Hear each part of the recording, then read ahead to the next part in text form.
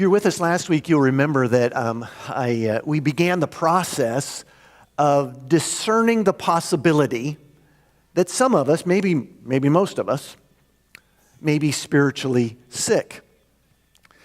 Now, there's lots of different forms of spiritual sickness.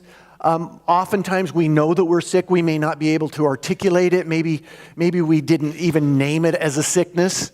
But somewhere down deep inside, if indeed you are spiritually sick, you know it. You just haven't been able to put words to it or identify it, perhaps.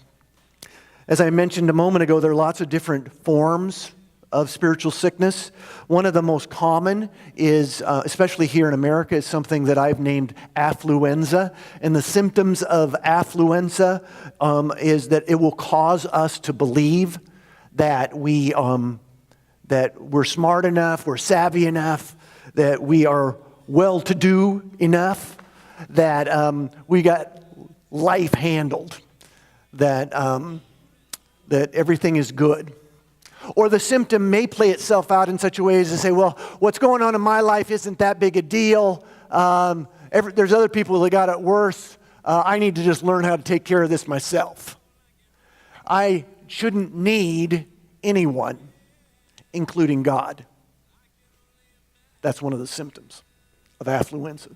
Now, that is not to say that people who suffer from affluenza don't believe in God. I believe that most people do believe in God. Most people who are suffering from affluenza believe in God.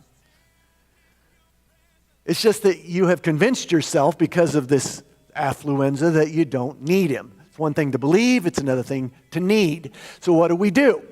One of the other symptoms is we compartmentalize God. As I mentioned last week, we will use God as kind of a fashion accessory, and we'll put Him on a shelf in our closet, and we'll leave Him there until Sunday morning rolls around, and we'll take God off the shelf, and we'll put God on, and we may go to church. And as we're wearing God at church, suddenly we start feeling better. It feels good, and we leave church, and we think, I just feel so much better. And then we go home, and after feeling so much better, and we get kind of back into life, we put on our regular, everyday, weekly kind of clothes, we put God back up on the shelf, and then as the week goes by, we start feeling kind of blah again, under the weather, not quite right. The Bible calls it being lukewarm. Before we know it, we're back to the same place we were just a week ago. Sick, but not knowing what to do about it.